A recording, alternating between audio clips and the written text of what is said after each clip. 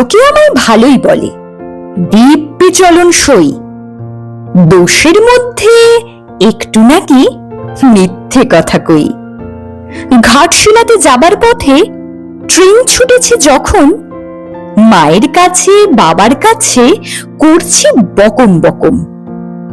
হঠাৎ দেখি মাঠের মধ্যে চলন্ত সব গাছে এক এক রকম ভঙ্গি ফোটে, এক এক রকম নাচে। ওমা দেখো নৃত্যনাট্য! যেই বলেছি আমি, মা বকে দেয়, বড্ড তোমার বেড়েছে ফাজলামি।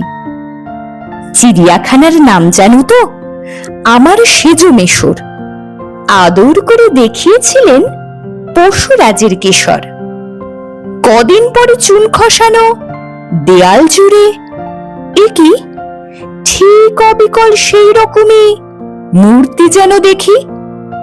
ক্লাসের মধ্যে যেই বলেছি সুরঞ্জনার কাছে, জানিস আমার ঘরের মধ্যে সিংহ বাঁধা আছে।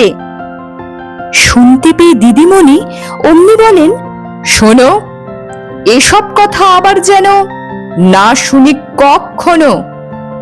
বলি না তাই সেসব কথা, সামলে থাকি খুব। কিন্তু সেদিন হয়েছে কি, এমনি বেয়াকুব।